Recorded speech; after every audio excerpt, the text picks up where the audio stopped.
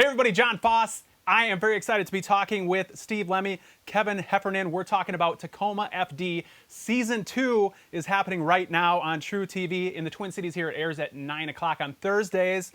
Thank you guys so much for being with us. And for people out there who have not seen the show yet, tell us what it's about. Well, it's set in a fire station. It's basically, we made a movie called Super Troopers, and if you like that, this is Super Troopers in a fire station. And we set it in the wettest city in America so that there'd be fewer fires to fight so we could have more fun. That sounds like the perfect job.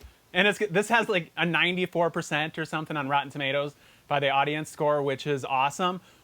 What has the response been? Obviously, it's been great. What have you heard from the fans? The fans are loving it, and firefighters love the show. They love that it deals with, not the hardcore emotion that you see in some of these hour-long dramas, but the, it has to do with the station hijinks, the fact these live together for 24 hours at a time. So I think people are enjoying the fact that it's just about laughter and having a good time, and right now we kind of need that. Well, as we know from Super Troopers 2, an actor should never play a cop because they just don't do it right.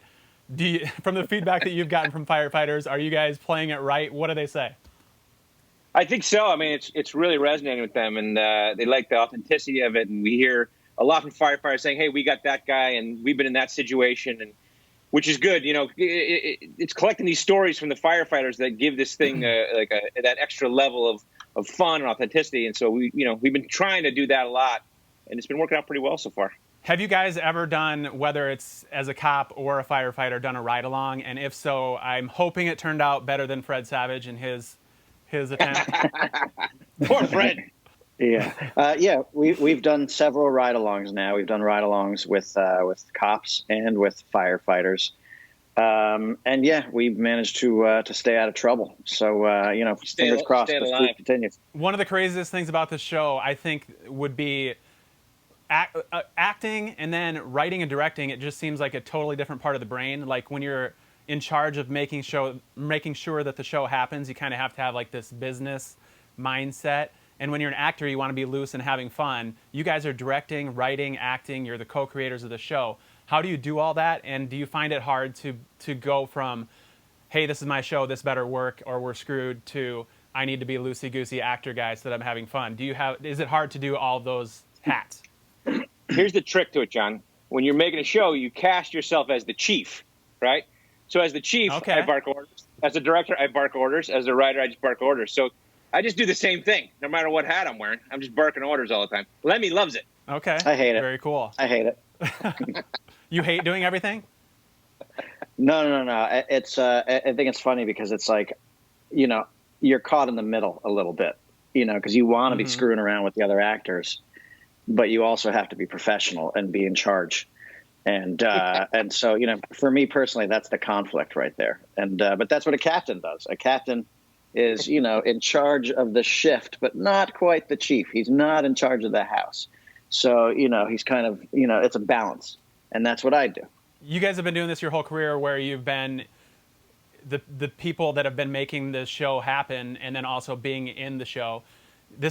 You guys are part of Broken Lizards. Is this a Broken Lizards project, and how did you choose who would be in the show? No, well, this is separate from Broken Lizard, but we've involved the guys in there, like Paul Soder, who's a member of Broken Lizard's on our writing staff, and he's got a recurring role that he comes in and out, and we'll work the other guys in too. I mean, I think those guys are too expensive now. You know what I mean? So Lemmy and I had to go slum it on our own. So I think you guys hit it off in college. Tell me if I'm wrong here, but you guys were named Charred Goosebeak, a comedy group.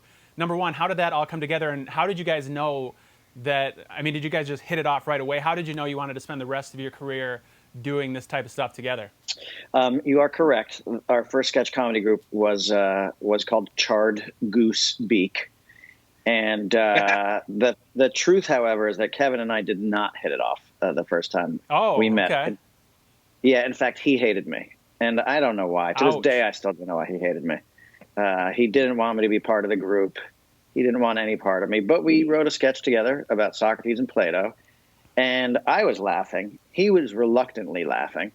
And eventually, though, I cracked that tough nut, and I made him my friend. And now I think he realized he loved you. Oh, he loves me. Oh, he loves Kevin, me. while the hate, Kevin, why didn't you like Steve at first? Look at him. I mean, look at him. It's like, he was like a city mouse and I was a country mouse. And, we didn't really see eye to eye very well, And so, but eventually we came together. Yeah, you're the country I mouse. actually, within the last 2 days, just because, this being able to do this interview brought back, I had to go back and watch Super Troopers, and then I actually watched Super Troopers 2 yesterday, and I saw that number 3 is coming out. Is that true? Yeah, we're writing it right now. We're working on it. And we're working on a couple of movies that we're planning on shooting in the next couple of years with Fox Searchlight.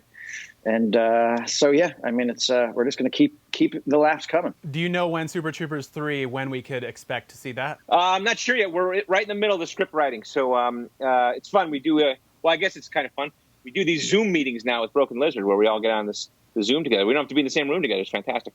And, we write the script together. And so I think we'll be done with that, probably this year. And then hopefully shoot it next year, but we'll see. Which one out of the 2 Super Troopers movies, which ones were more fun to make? Which one? We've had a blast making all of our movies, and each one has their personality. They're like children, frankly. You love them all, and each one is different. The first Super Troopers was fun for us because we made it for $1 million, and cast and crew, we were all living in a motel together, and it was non-union, so we'd drive our police cars back to the hotel and flip on the rollers, and everyone would pull over to the side of the highway, and we just keep driving.